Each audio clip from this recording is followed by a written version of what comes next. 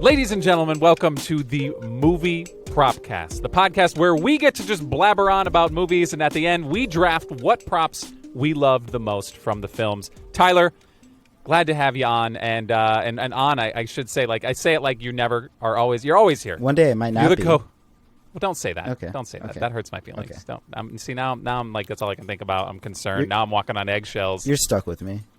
All right, perfect. All right, so that's Tyler. I'm Justin, and today we are doing Inception solely because Tyler has selected this movie, and I want to know. We watched it. Obviously, we watched it from the beginning to the end. Every little tidbit, we broke it down. We took notes.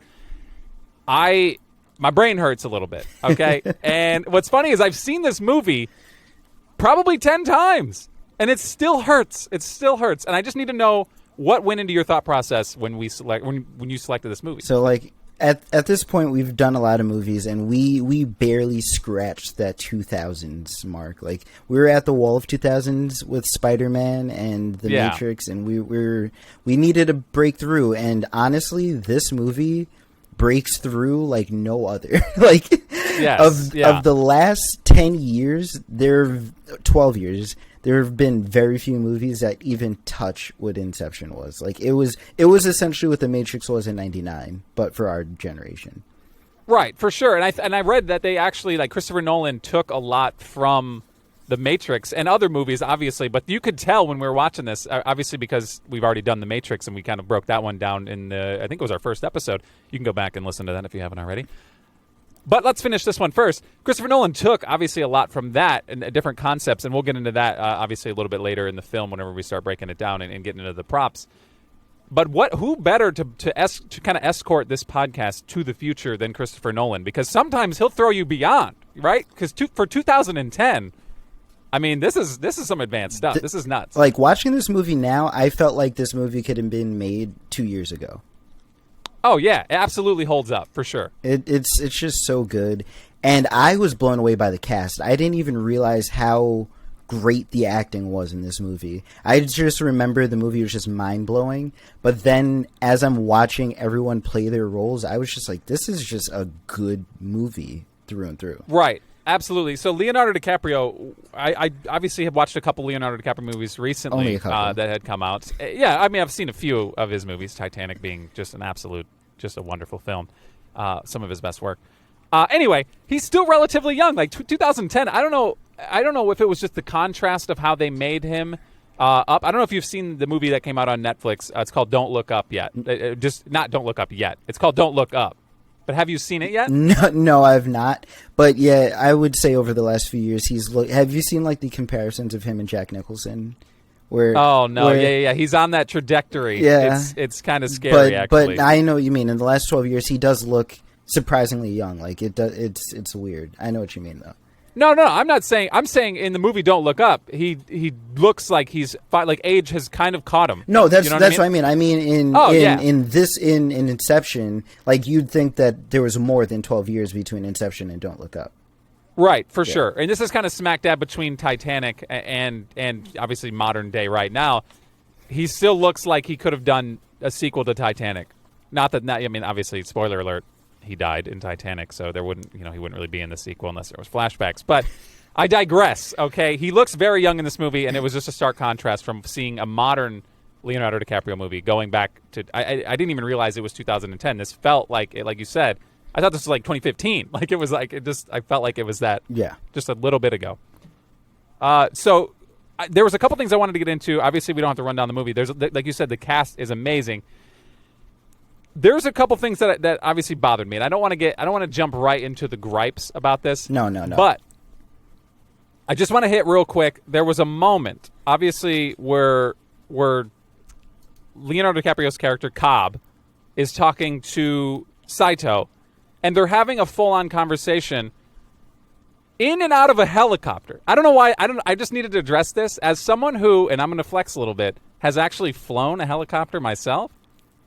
You cannot have that conversation. And I don't know how in the film crew or in the directing Nobody thought to themselves, has anyone ever been around a helicopter? You know, they've all at least been in one. I'm surprised, now that you mention it, they did not have headphones on. And they were, dude, he was, like Cobb was outside of the helicopter. Saito was in the helicopter. The door was open, and they were like, turn that helicopter noise down. And you could hear it so faintly in the background. I was like, that is literally... I don't know why that bothered me so much. It's funny you bring it up because now that I think about it, that kind of stuff is in more movies, and I never stop to think about it, and that's probably why they do it, because people like me don't care. Yeah, we don't stop to think about it. I didn't once question it. My thought more so was, why did this guy think that ratting out Leonardo DiCaprio was a good idea? That was the only thing that was on my mind. Right. Yeah. That guy was in. I don't even know. Did he even have a name? He was just the first architect. Yes, architect number one. Yeah. I think that was credited. Just architect, dead, deceased. Yeah. Well, who knows? Did he die? I don't know. He just kind of got taken away, and then he probably just got deleted. Maybe in a sequel where a rival architect crew comes, or he's the architect for a rival crew, and they go after Leo or something. Yeah, I don't really understand. So that was obviously, I don't know why I jumped into that initially. It was the top thing on my notes, and I don't know if anybody has ever been around a helicopter and you watch that scene, you're like, this is the most... And it happens a lot. Like you said, it happens a lot in movies. They just don't... The concept of a helicopter is just not grasped. I could tell that it was nagging at you, just by the way you really wanted to get that off your chest. I launched right into it. Like, everyone's like, wait, are we... I thought we were talking about Inception, and here I am just crapping on the logistics of a helicopter conversation. It's just not a real thing. But well, something that jumped out to me on the stark other end of things is, from the very beginning, you get Leo and you get his trusty partner, Joseph Gordon-Levitt. And I don't know if you've seen many of Joseph. I'm just calling him J. J-Lev. We're going to call him J-Lev. Yes, J-Lev. No, I can't do that. That's what I would. I'm going to assume that we're friends, and if J-Lev is listening, shout out to J-Lev. You know, it's an inside joke. Him and I have. I decided right now. This character is so off from his other ones, other than Looper, but like it felt so right. I didn't feel like he was out of place playing this stoic badass, and I was so surprised. Yeah, he actually was really... The contrast between him and Leonardo DiCaprio in this, I mean, I think he was obviously a little more human than Leonardo. Leonardo, like he was split, like at the end they say it, he was split between two realities, and he just, like, you could see he was, like, distant from everybody. Even when he was present and trying to explain stuff, he was just spacing out. Yeah. But he was like the ultimate right-hand man, because he was just always on cleanup duty, cleaning up the mess, and he questioned nothing. He was like, look, I get it. He's going through this crap. But that's my dude, bro. Yeah. So I have a question for you. So we go up. We have not seen Inception yet. To this day, we go to the movie theater, and I said, here's a movie with Joseph Gordon-Levitt and a movie with Tom Hardy. By the end of this movie, who's having a badass fight scene where they take out multiple guys in a hallway? Who do you think has it? Well, yeah, I mean, you'd say Tom Hardy, obviously. And that they swapped roles in this. Like, I could have easily seen them as each other's roles, but they didn't, and it worked so well for this movie. Right. Well, this obviously isn't the first Christopher Nolan film that they shared the screen on. Yes, it did. Well, right. So that's. Oh no, you're right. He was in that one. He was in that one, right? Yeah, I think that was the third one, wasn't it? Yeah, the Bane. Yeah, it was Bane. Dark Knight Returns. Oh. I know it's Begins. Yes. The Dark Knight, and then I thought it was The Dark Knight Returns. I don't know. We can pull up the receipts. It might be. I just couldn't remember if Joseph Gordon-Levitt was in 2 or 3. Oh, he was definitely in the third one, because they left it off where I thought if they went back, he could have been Robin. He found the cave at the was end. The one. Yes. Yeah. So that ominous ending, and then obviously we've had a couple Batman since then. But yeah, the Christopher Nolan thing I thought was interesting, because I looked it up whenever we were doing our little research here, and I found out that in 2002, after completing the movie Insomnia, Nolan presented to Warner Brothers a written 80-page treatment for a horror film envisioning dream stealers based on lucid dreaming. So this was originally planned to be a horror film, but he didn't follow through with it with Warner Brothers, because he pulled back, and he said he wanted to have more major feature film experience, and then he went into the Batman films and just freaking crushed the Batman films. Have you ever had a lucid dream? Oh yeah. Okay. Oh yeah. It's super strange. Have you ever had sleep paralysis? Oh yeah, okay, that's also a thing. And I've tried to explain that to my wife, sleep paralysis, and I haven't had it in a long time. But I do. I mean, if you've had it once, you're like, oh you yeah, know. If you've had it once and then learned about sleep paralysis, you're like, oh, that's what happened. It's so weird. I've had 3 experiences, and I would never wish that on anyone. Right. So, like, let me ask you real quick. I don't want to dive into your brain here, but I mean, this is the whole point of the film. I feel like sleep paralysis. If you guys look it up, if you don't know what we're talking about, it's literally like your mind is awake, your body is still asleep. Like, you can't move, right? So you're just kind of you're looking around the room, right? You've seen, you can see everything.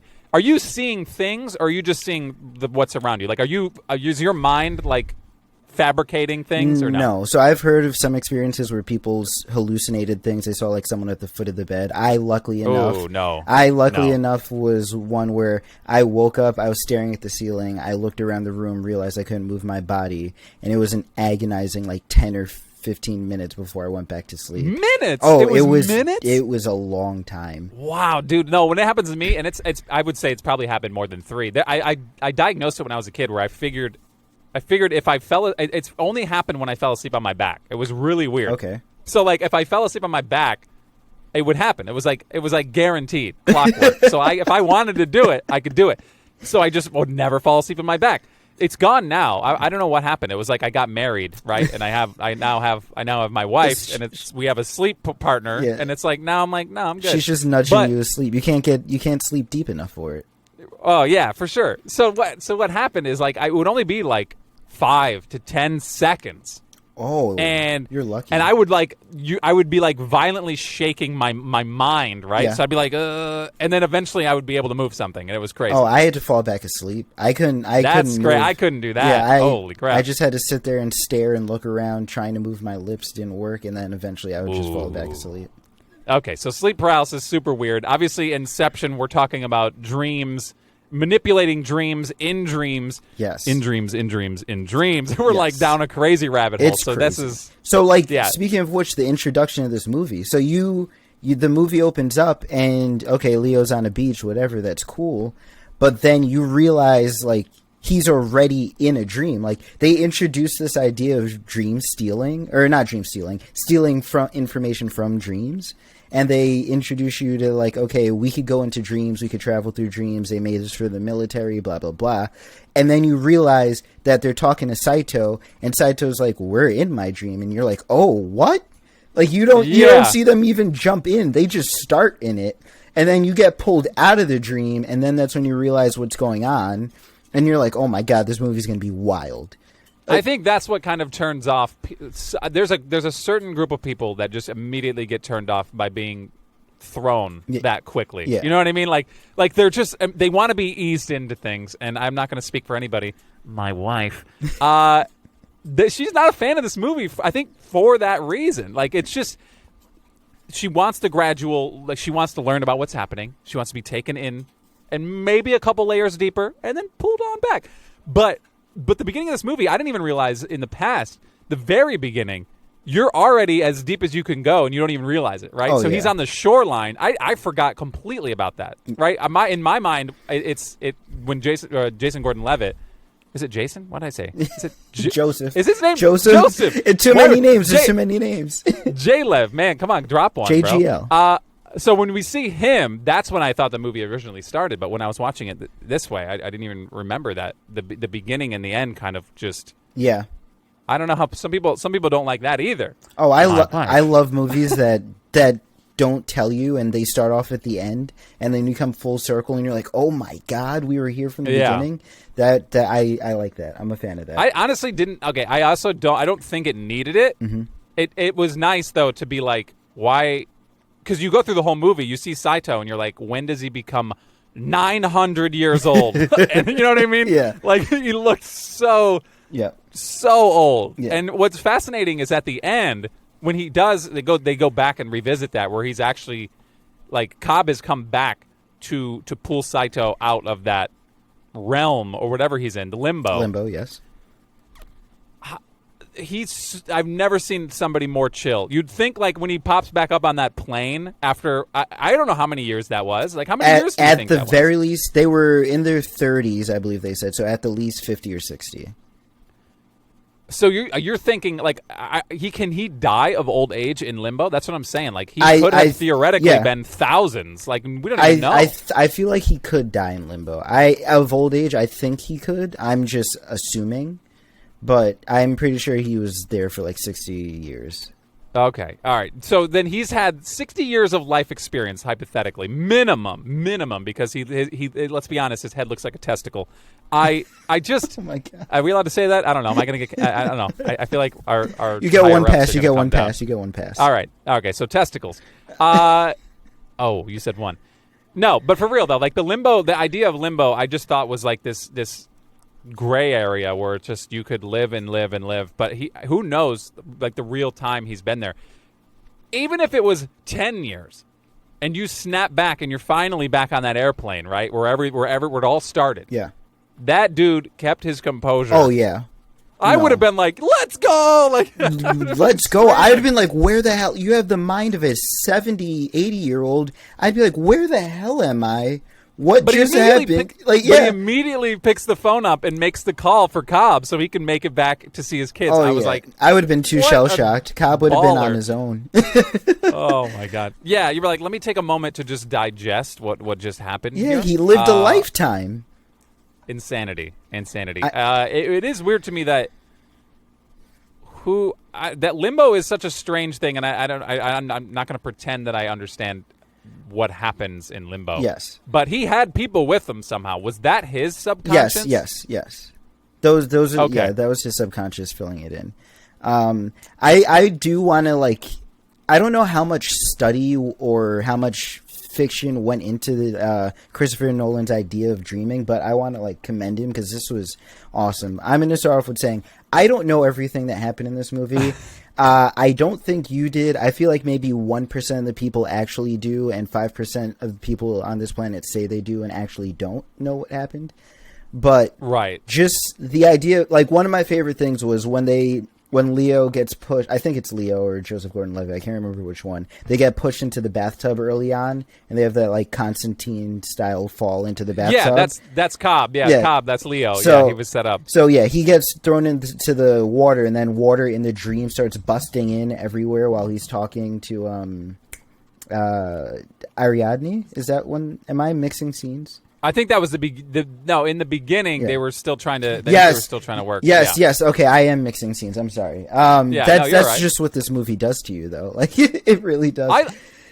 I'm going to butcher her name again, but I want to talk about her. Ariadne? Yes. Is that what you're doing? Yeah, that's good. Ariadne, yeah, that was good. Yeah, pretty good. Passable. Yeah. So in this movie, she shows up, right? She's not a part of the original squad. She shows up and she's obviously extremely good at this right out the gate. She's a, I don't know. She's an architect. Prodigy. Yeah, so she's like one of the best immediately off rip. All right. Yeah.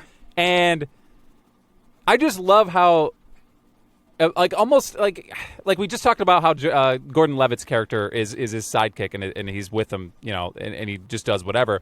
She immediately comes in and just challenges it, right? Challenges him. Yes. And is like, you can't do this. You need to address this. This has to be taken care of.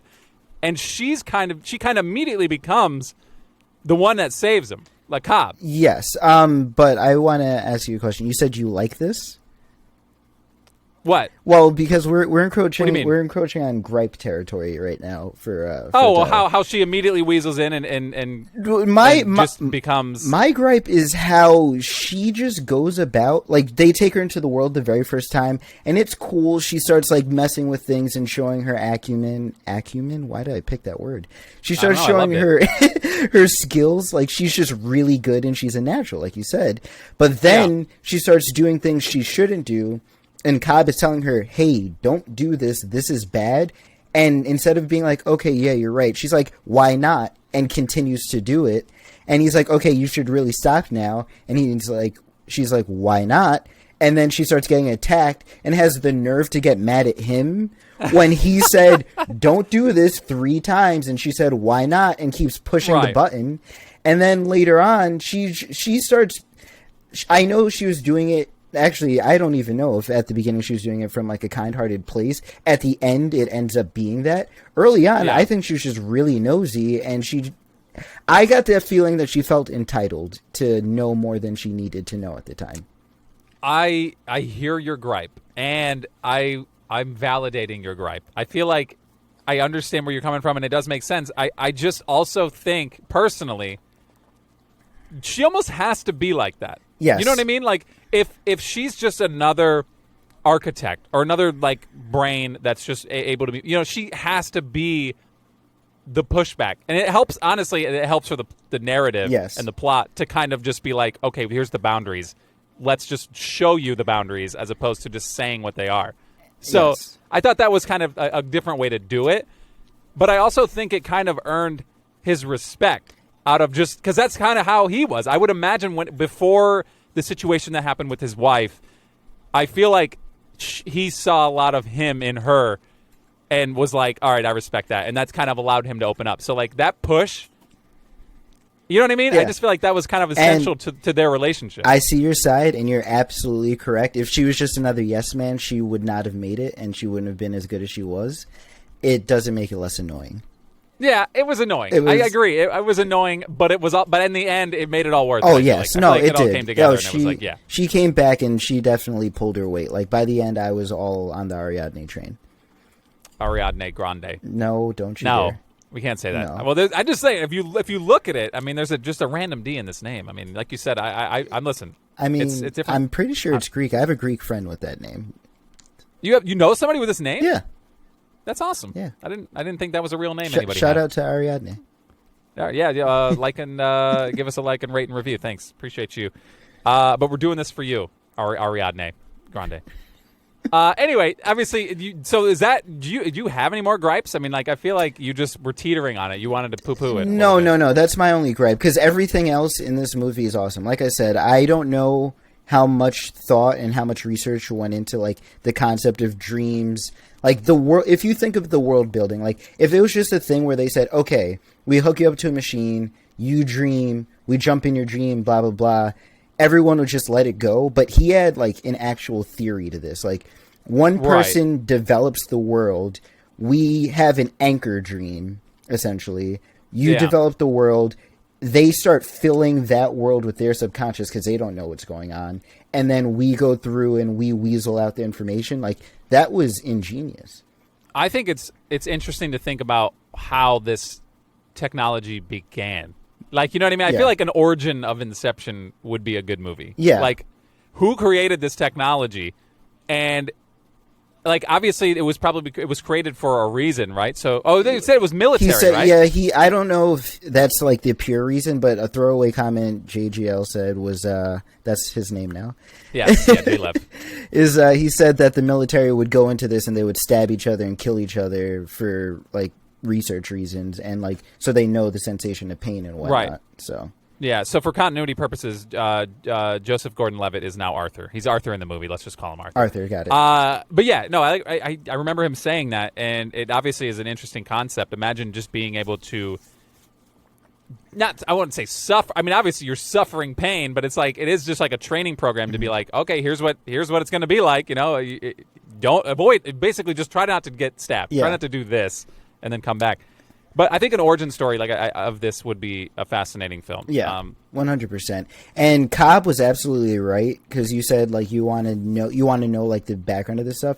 When Ariadne runs away, like he takes Ariadne into the world, he shows her the things that she could do, and immediately she's just in love with this. She runs away because she doesn't trust him, and he says she'll be back because honestly, reality does not even come close to this.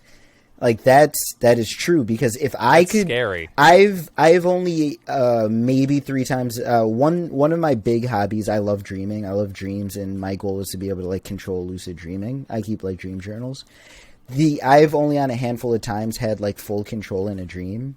Like to be able to purposely do that with a machine like this, right, is incredible. Like that, it would probably make a decent amount of money on the market. Decent.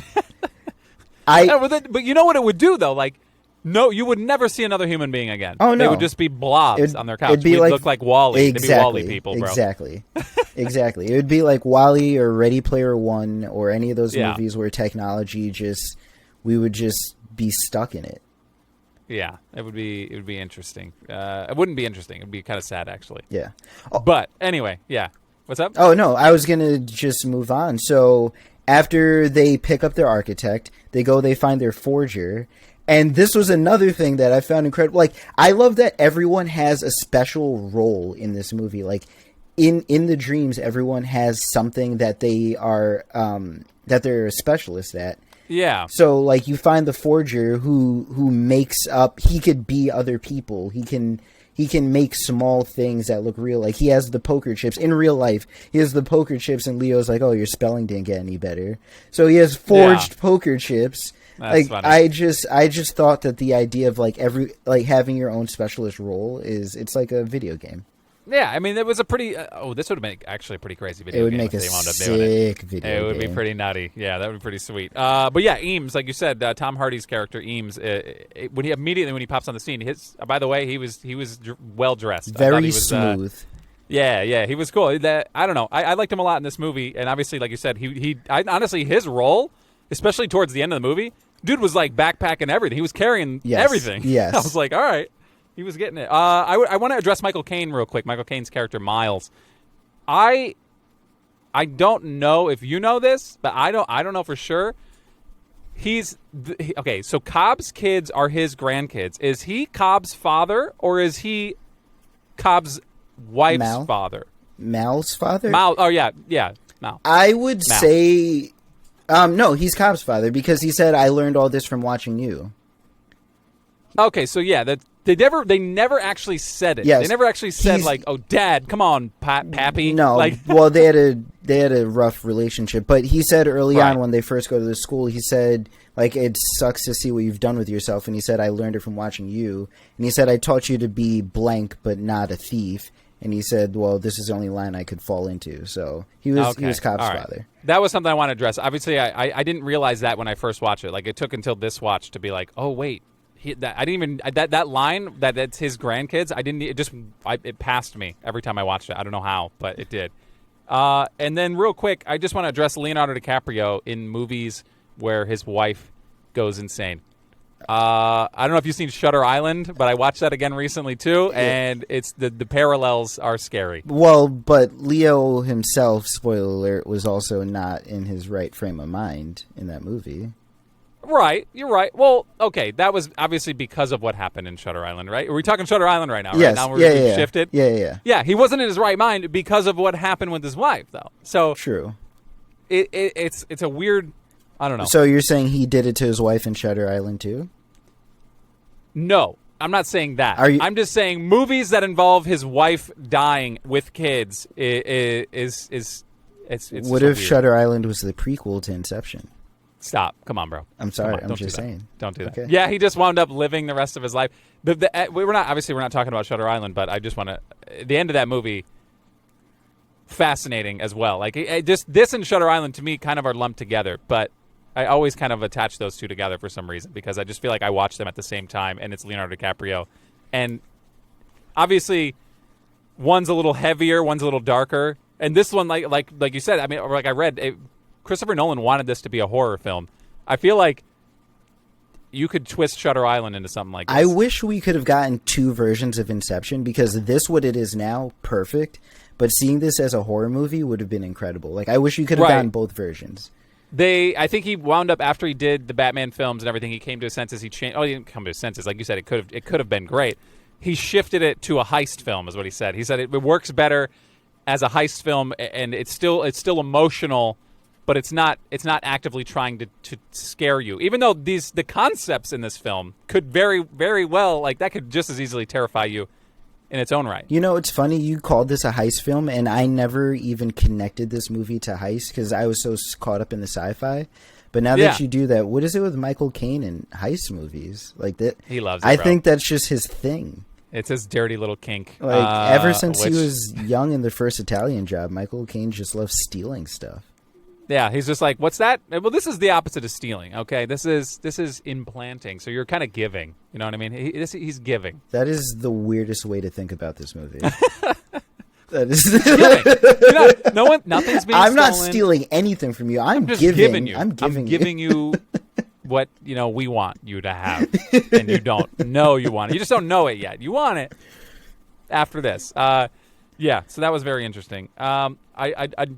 I know we obviously have our picks. We don't really like prop wise in this movie. There's a couple bangers, but I just feel like I was towards the end, like I was going back and I was like, what else can I put on here? Because we were so, like you said, we were so caught up in this movie. My note taking dropped off for like 40-minute chunks. Oh yeah, like it would just be like I'm trying to follow this film right now. Yes. So just everyone leave me alone. There was a lot going on for sure. I don't want to hold on. There's one more thing I want to get into. Mm-hmm. And maybe we do that. Maybe we do that in the draft, I guess, because I think we're going to wind up getting into what happened. Let me ask you a major question then. This technology exists today. They said the one major drawback is you do this too much and you no longer become able to dream normally. Do you go in? Do you do this? You say me like.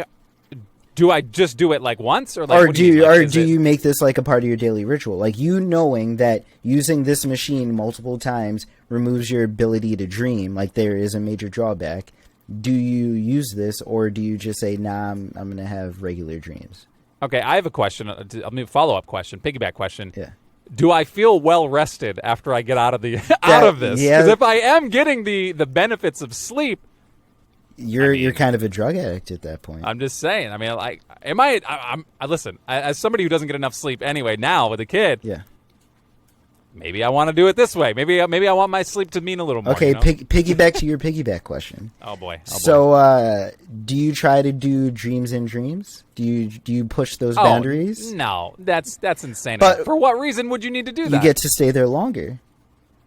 The compounding effect. Okay, so you're just saying you just want to go deeper. So you're just you want to do what Cobb and Ball did. You want to be So they said first level of dream 5 minutes equals an hour. Second level of dreaming, that same amount of time gives you a week, and then third level of dream, that same amount of time gives you like 5 years. It was like years, like 5 or 10 years, something like crazy. So I would never go to the third level. That's absurd. But I might touch the second. I don't know. I don't know if I would mess with it, to be honest. I feel like that's too much. The thing is, a week is a long time. Like, if you've ever been on a week-long cruise, by day 5, you're like, okay, I want to be back home. So I don't know if a week in a... Nah, you could do so much in a dream. A week in a dream sounds sick. I'm doing it. I'm going to level 2. You say that now. We've lost him. I'm gone, guys. I'm out. Tyler's gone, bro. And when he comes back, he doesn't even know like what's reality anymore. What would your totem be? You had to have a totem. Their totems in this movie were actually pretty cool, and obviously we're going to get into the props and stuff. But I'm not going to lie. After this movie came out, I used to walk around with a $50, like the Harry Truman $50, the big ones, the thick ones. So there's like silver dollars and the $50 for some ungodly reason were bigger. I walked around with one of those. Yeah, I used to walk around with one of those for like a few months. Just like let me just flick it and see if reality's still not here. Even that, just like the idea of having something that was a close personal attachment to me. Like for some reason, I feel like you do form bonds with the things you carry around with you. So, like, everyone's keys, and if for some reason we do give off, like, an essence, like a spiritual essence, everyone's cell phone keys and wallets have a part of them. I was just like, all right, well, maybe this coin is my totem. I wanted the totem after this movie, so I walked around with a $50. I feel like if everybody was given a totem, like, if this was a thing, especially in, like, the 2010s, I feel like everybody would have like a fidget spinner for their totem. You know what I mean? Yeah. They'd all just have like one of those little fidget spinners. Remember those things where like everybody had one? I have like, one behind I don't know me. What happened? Yeah, there you go. That's what I'm saying. Like, I feel like that'd be nice little. I mean, it's a little clunky, but I would say mine would be the $50. Okay. And mine, if I'm in a dream, would always land heads or something like that. I do really like. Okay, let's just get into the draft. We can't talk about this anymore. We got to do it. By the way, that noise inspired by Christopher Nolan. The draft noise that you just heard. Thank you, Christopher Nolan. We couldn't do it without you. Actually, Yeah. Well, let's give credit to Christopher Nolan, but Hans Zimmer specifically, I think, is the one that did that. That noise, I think, is the Inception noise. Like the if you look at the movie trailer for Inception, they banged that like 5 times, and it was all over the place. Okay, so Tyler, you will be picking first. You obviously selected the movie. We've been talking about a couple things, but and I'm not going to say. Well, I mean, it's up to you. Doyle. The ball's in your court. Doyle. I'm not going to pigeonhole you. What's up? So I have a question. When Inception's brought up, what's one thing people always it boils down to? Don't make me say it, bro. Don't make me do it. What does it boil down to? It boils down to Leonardo DiCaprio just looking cute. Honestly, the winner of this movie for me is Joseph Gordon-Levitt. Like this man was the coolest man in the world. Like, he even steals a kiss from Ariadne for no reason. He's like yeah, he's just like, I thought it would work. Like, whatever. Yeah, he's like, the subconsciouses are looking at us. Let's play it cool. Kiss me. Oh, well, I tried. Also, what are you doing Thursday night? Huh? He's cool for no reason. He was pretty suave. He was so cool. Man, I'm taking the spinning top totem. I'm not even going to play a game. So you're taking Cobb's spinning top. Actually, Mal's spinning top. The same. They're pretty much the same thing, right? Is the one he has Mal's? Yes. So what was his? Exactly. So that's actually a big controversy in the movie, because, like I was alluding to before, when you talk about Inception, people always come down to, okay, was the top still spinning? Was the top going to fall? The concept of a totem, though, is it should theoretically only work for the person who it belongs to, or at least that person's the only person who understands it.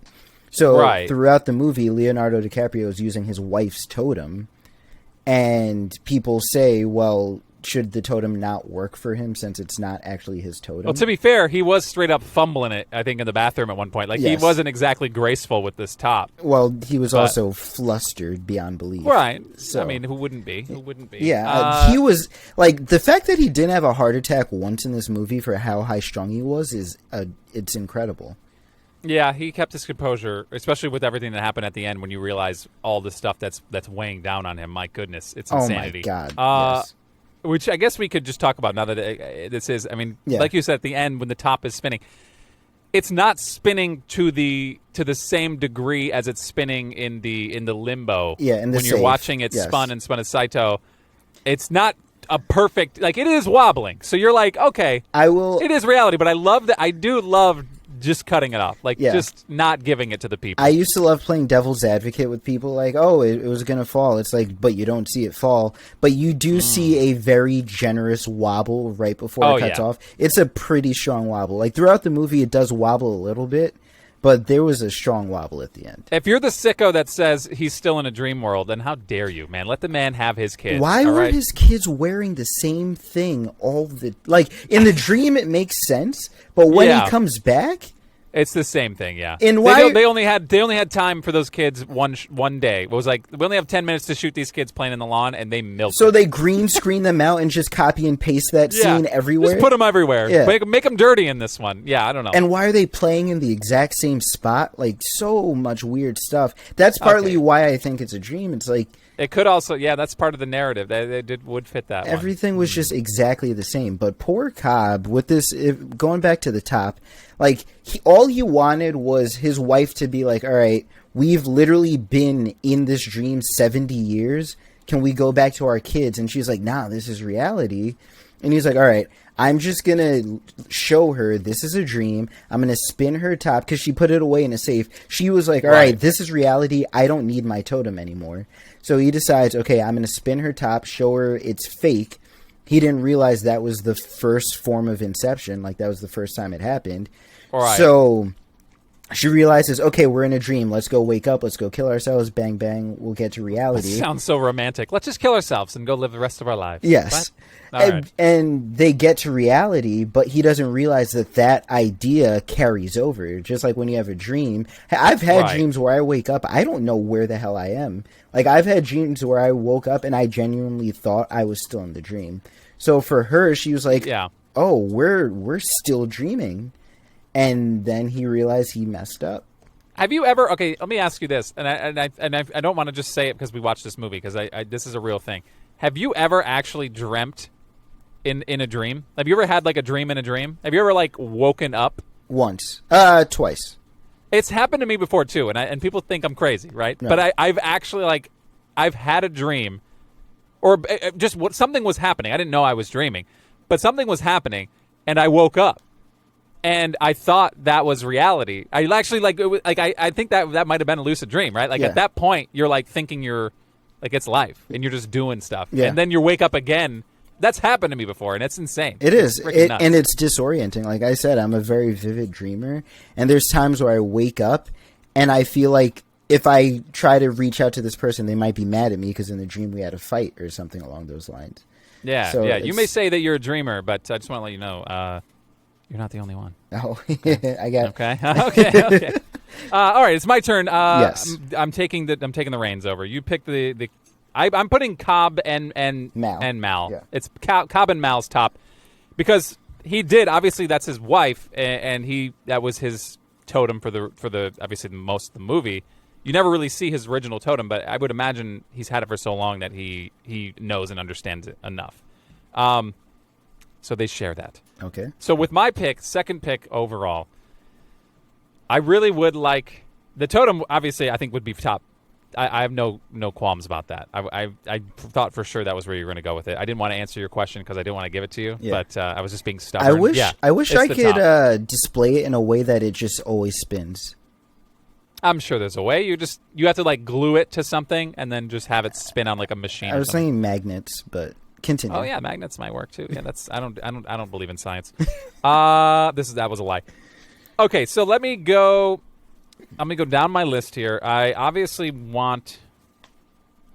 I'm not gonna spoil anything. Let me just get right into it. So the device that they use, it's in a briefcase. It's in a metal briefcase.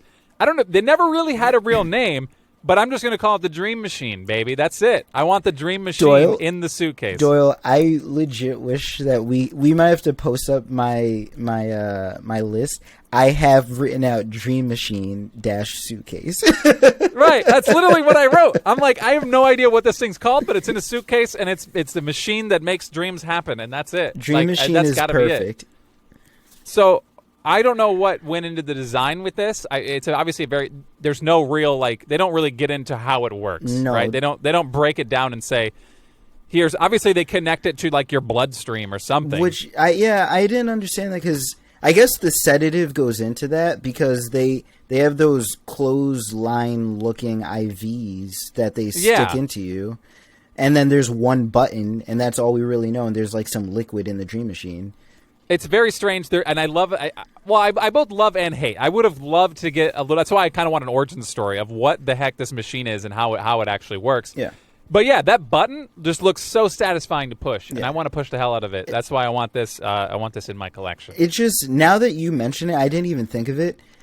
Just being someone who works in healthcare, there's no reason why that I'm not from that world, but sticking that IV in should not connect you all to your dreams. Like that. How dare you say that? All right, man. What if they need a steady flow of blood to just kind of maybe in the center of that machine, everyone's blood's mixing? Your blood isn't what holds your dreams. Your brain. Come on, man. Let's suspend your disbelief here. Come on. You're right. It's just that I break these things down because I love them. Like I love science. Like it's disgusting. If you're looking for the science behind this Inception dream machine, I think you're gonna be. I'll let you know right now. This movie is the combination of everything I love because I love dreams, I love science, and I love action. Yeah. When I watch this movie, I'm 100% the same way. I'm so fascinated with dreams. I think whenever I don't know what it was. I think I was in like middle school. I had this Simpsons book, right? And it was on one of the pages. It showed a futuristic like Bart Simpson's room, and one of the things on the wall was a dream recorder. And when I was a kid, I was like, how crazy would it be to just be able to wake up and watch back your dreams? That's Black Mirror in like 4K. Yeah. That's like some that'd Black be Mirror insanity. stuff. Yeah, that'd be awesome. I'd love to do it. I also wouldn't love to do it. I mean, there's you have a little nightmare, little you take the good with the bad. Boo-boo. Yeah, I think it'd be more good. I think just being able to just break it down and be like, what the hell was this? What was going on in my mind? Mm-hmm. Like what medication did I take before bed to have this type of dream? Yeah. I don't know what it is. Always NyQuil. But anyway, I'm taking the old dream machine. Okay. And I'm passing turn to you. Pass turn. So one thing that stuck out to me a lot, I wonder if it stuck out to other people like you, but so when they go into someone's dream, they mention that the way to get the information that they want, they kind of badger the subconscious, and the subconscious like lets things slip, or they'll build something big like a safe, or they'll build a vault, and usually someone's subconscious will throw the important information in there just because it's a safe place. But one thing that stuck out to me that I found hilarious was when they go and they get into this vault or this safe, all of the papers are in a manila folder and they just have confidential stamped on them. Yeah. No, that was. So for me, I want the confidential papers. I want the confidential dream papers. Was that on your list? Low? I didn't actually write that down. Really? I remember when it happened, and I was like, it just happened so fast that I was like, I don't think I'm going to write that yet. It was earlier in the movie, right? It was earlier in the movie. They're in Saito's dream, aren't they? Yes. So that's what I'm saying. It happened so early in the movie where I'm like, papers, I can find something better, and I just didn't even write it down. Mm-hmm. But it obviously was a prominent thing. They were searching for it, and they got it, and it was very quickly he got it, and it was like he kind of duped him a little bit with the little folder swap. Yeah. So the confidential manila papers. That's a solid pick. Solid pick. I'm writing, by the way. This is what I'm doing. Very scientific stuff here. So, all right, I'll take over here. I said let me cross it off. I don't even have to do that. That kind of sounded like a dig at you a little bit. But you left my options open. Didn't faze me one bit. That didn't scratch my top 5. No. It's so stupid.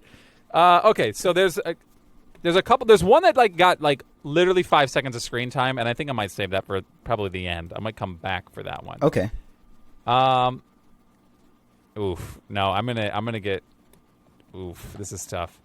I mean, either you get it or I get it. No, I'm joking. All right, so I'm gonna do this then. I'm gonna do this. You got Cobb's totem. I'm gonna take the other totem. Okay. Well, there's a couple totems actually. There are a few totems. See now you got me guessing. I'm actually going to take Arthur's loaded die. God dang. Okay, so I just like the idea of having a loaded die. I do too. I just think I wanted that's a really cool. That would be a good totem, I think. And obviously, we play a lot of board games. You and I both. Yeah. I feel like that would be right up our alley if it was totem time for us. We would take that and we'd go all day with that. I legitimately thought you were going to let that slide. I didn't expect it because I was really, that was going to be my dark horse. I thought that was just going to lay there. What sucks is that we didn't even really get to see him utilize it. No. You know what I mean? We saw him explain it, what it is, a totem. This is his totem. But I would have loved to just seen him do it. You know what I mean? Everybody should have had a moment where they had to actually utilize their totem, and we only really got it with the Cobb Mal spinning top. So yeah.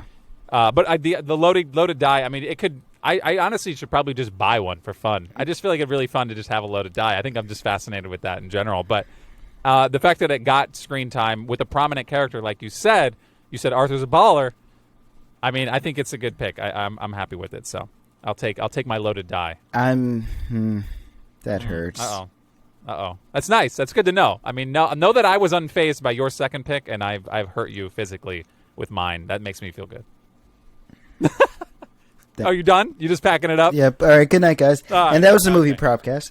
We did it. Catch us next week when we quit again. No, I'm just kidding. So my final pick. I'm thinking between a couple of things, but you know what? A major plot point of this movie was just I'm blanking on his name. I believe it was Dreams. Yes, Dreams. Fisher's relationship with his father, and one thing that kind of cemented everything in this movie.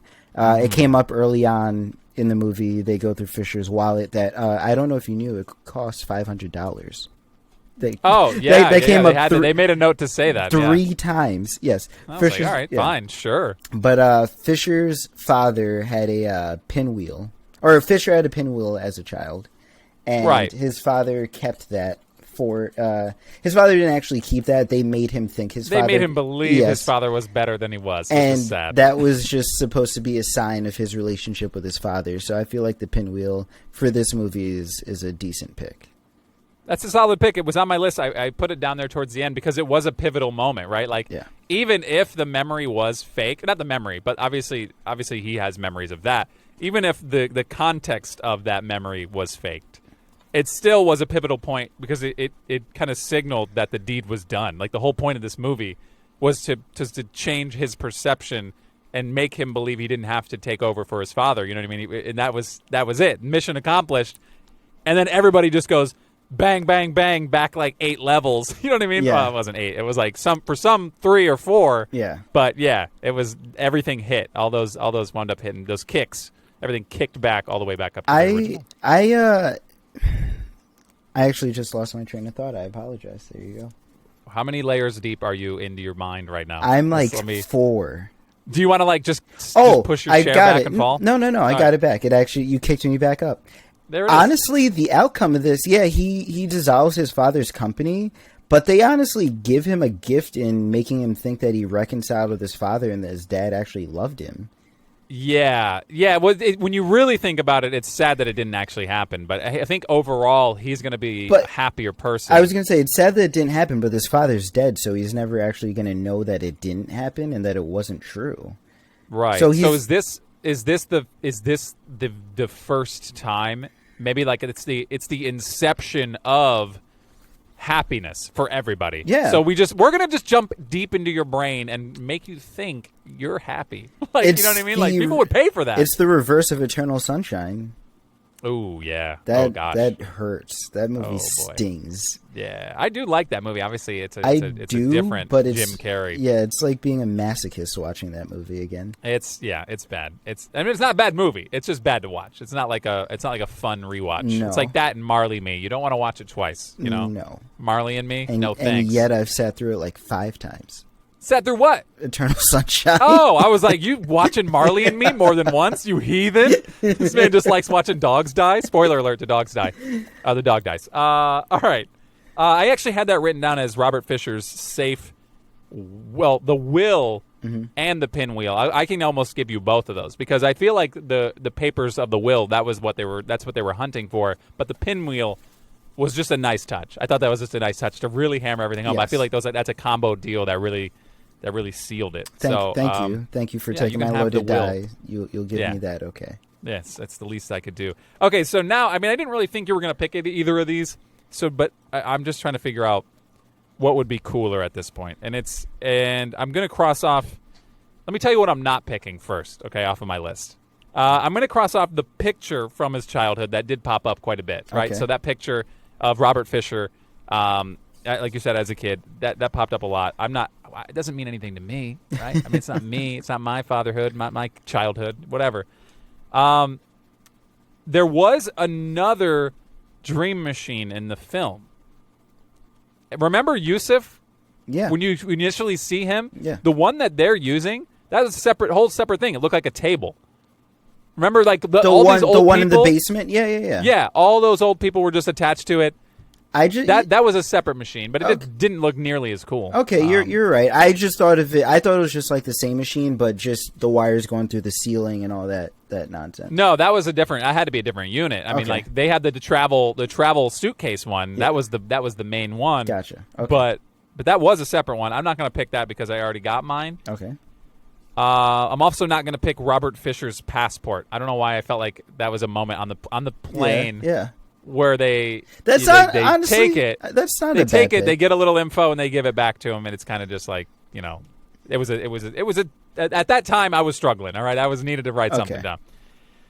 So now I'm down to 2 of the same type of props. Okay. And they're weapons. It's a weapon. Really? Yeah. So I don't want to say. I don't want to say one shows up real quick and then one does work, right? Yeah. I think I'm going to lean towards, because I got the dream machine, I got a loaded die. I'm leaning towards the bigger one. I think I want to go towards. I'm going to pick Eames when he's in the middle of the firefight. They're in the first layer of the Fisher's dream, right? They're in the first layer, and they're getting attacked. They're getting straight up attacked. First off, I want to know how the training goes. to train your mind to attack people who are in, like, you know what I mean? Like, who just are not wanted. That's insanity to me. Yeah. But real quick, let me tell you what the prop is. Arthur's shooting up at this guy up on like the top of the thing, right? He's just popping shots. Nothing's happening. And then Eames comes in with the line, "You got to dream bigger." And he whips out a freaking grenade launcher. Yes. And just thunks it right up out there, and everything explodes. I just thought that was a funny little quick thing. Was. And it's an excuse for me to have a grenade launcher. So I'll take Eames' dream bigger grenade launcher, and I want it to be autographed. I'm gonna get it. I'm gonna send it to Tom Hardy. I want him to autograph it with the little quote, "Dream bigger." That's honestly, that makes it better, because I was gonna say you could just wait till Terminator to get a grenade launcher. But okay, no, but that I like that, "Dream bigger" on the grenade launcher. I want him to put that little quote on there just to kind of make it feel a little better. That relationship between Eames and Arthur, I loved it, because I just love like buddy cop stuff where they say they don't like each other, but you can tell that they like each other. Right. It's like a brotherhood. Like they just felt like brothers, and I thought that was kind of cool. Every time they interacted, it was a good time. So let's run down with who picked what. Okay. No, real quick. Let me say the other weapon that I passed on. Yeah. Cobb's silenced pistol. Okay, not a bad I don't know one. what layer. I don't remember what layer dream that was, but he was popping shots. Was that the beginning? Layer 2. But that was the beginning of the movie, wasn't it? Oh, I thought you. It actually. He literally shoots Arthur right in the head to get him out of the. Oh, no, that's not the silence pistol, is it? No, because I'm thinking of when he's Mr. Charles and the two guys attacked him in the bathroom. Did he have the silence pistol then, or no? Or did he just kill them both with his bare hands? No, he barehanded it. They popped in and he just pops them. Anyway, at one point he has it and he shoots. I think he uses that gun to shoot Arthur to get him out of the dream. Yeah. To wake him up. I don't know where that was. It's really confusing. I think it was the beginning where they were still in Saito's dream. Mm-hmm. That was when it was. Oh yeah, because Arthur was mad at him. Second one. Arthur was mad at him early on for shooting him. Yep. Yeah. So okay, that was the other one. I didn't wind up picking it, but I just like I wanted the grenade launcher. Well, I do actually have I have 2 honorable mentions. Actually, 3 honorable mentions. So you grabbed the loaded die, unfortunately. I've got Ariadne's chess totem. I'm a fan of chess. That was another one. So I think she had the bishop, which was kind of cool. It didn't really show how that was supposed to show her whether it was a dream or not. She just knocked it over once. She knocked it over. It was probably just like the sound or the weight of how it thuds or something. Like maybe it was a little heavier than a normal chess piece. Yep. So I thought about that, but it just wasn't as cool as the loaded die or the spinning top for me. And then I had the 1 minute maze that she made. Where she's drawing? Yeah. So it's actually... Yeah. That was such a vague... Like, you could tell when they shot that, it was much longer, but it just felt like they were like, we want this in the movie so bad, but how what's the fastest we can get this scene done? Yeah. You know what I mean? It was like, all right, here, do this in 2 minutes, and then 3 seconds later, no, that's ass. All right, do it again. All right, no, it was like literally 15 seconds that scene was done, and it did hammer a point home, because she is technically... making these mazes, it needs to be complex, and it was challenging her to just do the best she can. And it's pretty. It also shows you Cobb's genius a little bit too, because Cobb is just killing these. He's like, "Come on, like challenge me." Right. So right. I did like that a lot. And my last thing was the white van that poor Yusuf is in. Oh my God. Like everyone who got left behind in a layer of the dream just got left in the worst situation ever. Like Yusuf is driving around for like 5 hours with 6 people asleep in the backseat on the worst cross-country road trip, getting shot at. Right. Was it really 5 hours though? I mean, in reality, we're talking probably 10, 15 minutes, right? In reality, but to Yusuf, that probably lasted a day and a half. That man's life almost ended. He's literally, he held his own, man. Yeah. He could have just as easily died, and then nothing happened. Like, they don't come out of it, I'm surprised none of them got shot by a stray bullet. Oh, my God. Yeah, they were lighting that van up. Yes. And bullets were just, everybody's cool. Also, they said that his serum, his sedative, left the vestibular system untouched. Yusuf flipped a truck, and none of them woke up. Like, they were like, only a drop will wake you up. Yusuf flipped them. They rolled like 3 times down a hill. Yeah, pretty violently, yeah. And which contributed to some of the greatest scenes in this movie. Oh my God, yes. Arthur in the hallway. That's where at first it was they were literally walking on walls. Everything was twisting while the band was rotating. Yes. And then it just turned into freaking outer space, no gravity. That's awesome. I love how it gradually built up. Like first they're fighting, then they're shooting, then they're walking at each other, walking on walls, then fighting on walls, then fighting in just nothingness.